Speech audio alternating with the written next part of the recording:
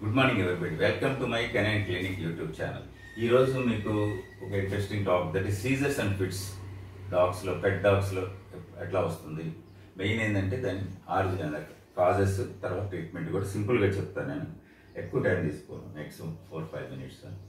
దీంట్లో ఏంటంటే మెయిన్గా నేను చెప్పే ఏదైనా సరే మీరు ఏంటంటే ఒక ఫస్ట్ ఎయిడ్ కింద వాడుకోండి, but it is not the sole treatment. ఎందుకంటే మెడికల్ వెటనరీలో ఏంటంటే యాక్చువల్గా డాక్టర్స్ ఏంటంటే మనం ఇట్లా చెప్తే ఏంటంటే సెల్ఫ్ ట్రీట్మెంట్కి వెళ్తారనే ఉద్దేశంతో చెప్పరు జనరల్గా. తెలుగులో కూడా ఎవరు లేరు, నేను తప్ప ఎవరు లేరు, నేను గొప్పగా చెప్పుకోవట్లేదు. కారణం ఏంటంటే సెల్ఫ్ ట్రీట్మెంట్కి వెళ్తారు, దానివల్ల ఏంటంటే కొంత నష్టం జరుగుద్ది అనే ఉద్దేశం ఉంది. బట్ ఏంటంటే ఎమర్జెన్సీలో సపోజ్ రూరల్ సైడ్లో ఉండే వాళ్ళకి ఏంటంటే మెడికల్ వెటనరీ ఎయిడ్ అందదు. సో వాళ్ళు ఏంటంటే ఇమీడియట్గా ఫస్ట్ ఎయిడ్ చేసుకోవడానికి నా వీడియోలో ఉపయోగపడతాయి. బట్ తర్వాత కొంచెం వాళ్ళు రిలీఫ్ వచ్చిన తర్వాత మళ్ళీ హాస్పిటల్కి వెళ్ళి ఇన్వెస్టిగేషన్ చేసుకోవాలి. ఎందుకు వచ్చింది ప్రాబ్లం, ఫిట్స్ అనేది ఎందుకు వచ్చింది నా డాగ్కి, ఏ కండిషన్స్ వల్ల వస్తుంది అనేది మీకు వివరంగా చెప్తాను. ఫస్ట్ ఎయిడ్గా వాడుకోండి, నేను చెప్పేది ఏదైనా సరే దయచేసి నోట్ చేసుకోండి ఇది. ఓకే, ఫస్ట్ ఏంటంటే సీజర్స్ అండ్ ఫిట్స్. అంటే సీజర్స్ అంటే మామూలుగా ఏంటంటే షివరింగ్ వస్తుంది యానిమల్లో, కింద పడి కొట్టుకుంటాయి. ఓకే, మీకు అందరికీ తెలుసు. దాంట్లో మెయిన్గా ఏంటంటే కాజెస్ ఏంటి, కాజెస్ అంటే దేని వలన వస్తుంది, దానికి సెవరల్ కాజెస్ ఉన్నాయి. మెయిన్ ఏంటంటే టాక్సిటీ అనే పాయిజనింగ్లో జరిగి వస్తుంది, తర్వాత టిక్ బోన్ డిసీజ్లో వస్తుంది,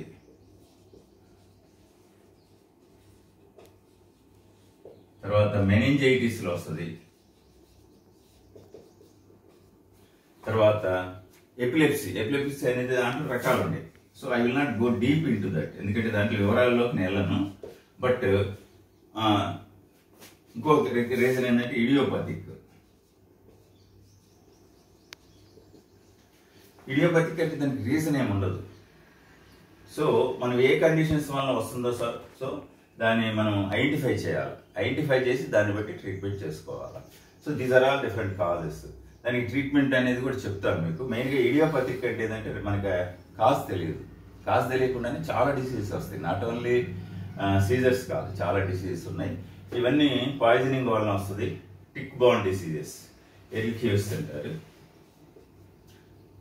టిక్ ఫీవర్, ఎర్లికియోసిస్, మెనింజైటిస్ అంటే బ్రెయిన్ ఇన్ఫ్లమేషన్ వల్ల వస్తుంది. తర్వాత ఎపిలెప్సీ అనేది ఒక కండిషన్. తర్వాత ఇడియోపతిక్ అంటే రీజన్ ఏమి ఉండదు అనమాట.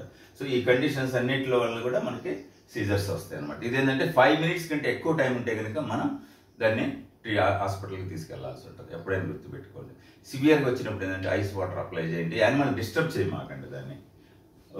అట్లా వదిలేసేస్తే ఏంటంటే ఆటోమేటిక్గా అదే రికవర్ అవుతుంది. ఎక్కువ సౌండ్ అనేది రాకుండా చూసుకోండి.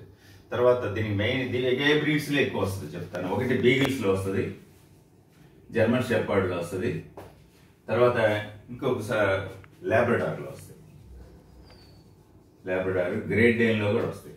ఈ బ్రీడ్స్లో ఎక్కువగా మనకి అనదర్ బ్రీడ్ ఇది Saint Bernard.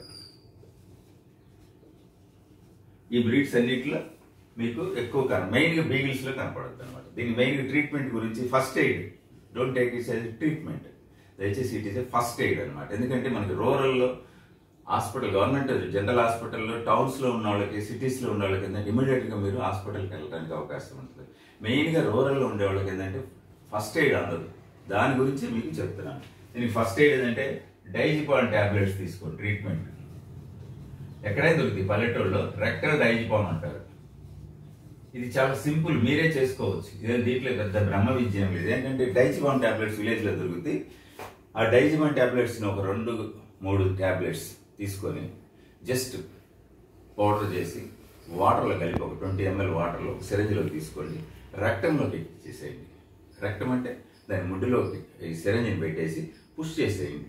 It's very simple technique. అది ఎవరైనా మీరేం చేసుకోవచ్చు. ఎమర్జెన్సీలో తప్పదు, మనం సెల్ఫ్ ట్రీట్మెంట్ అనేది ఒక్కోసారి వెళ్ళాల్సి వస్తుంది మనకి ఫస్ట్ ఎయిడ్ దొరికినప్పుడు.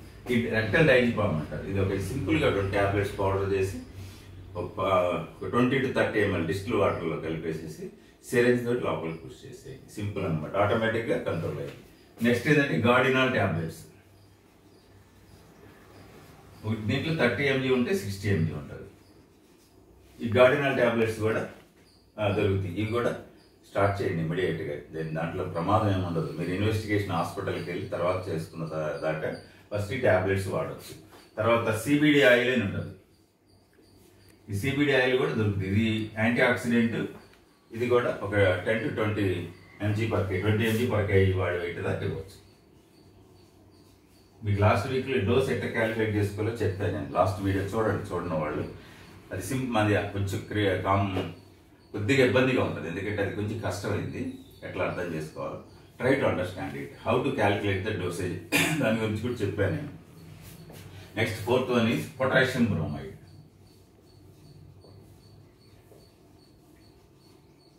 ఈ డ్రగ్స్ ఈ 4 ఏదైనా ఫస్ట్ ఎయిడ్గా ట్రై చేసి తర్వాత హాస్పిటల్కి తీసుకెళ్ళి ఇన్వెస్టిగేట్ చేయండి. ఇన్వెస్టిగేషన్లో మీకు బ్లడ్ టెస్ట్లో కానీ తర్వాత యూరిన్ టెస్ట్లో కానీ మనకి కాజెస్ మనకి ఐడెంటిఫై అవ్వడానికి అవకాశం ఉంటుంది. సపోజ్ పాయిజనింగ్ జరిగిందని డాక్టర్ సస్పెక్ట్ చేస్తే దానికి ట్రీట్మెంట్ ఇస్తారు. తర్వాత టిక్ బాన్ డిసీజ్ అనుకోండి, దానికి ట్రీట్మెంట్ వేరే ఉంటుంది. డాక్సైక్లిన్ కానీ వేరే ట్రీట్మెంట్ అది చేస్తారు.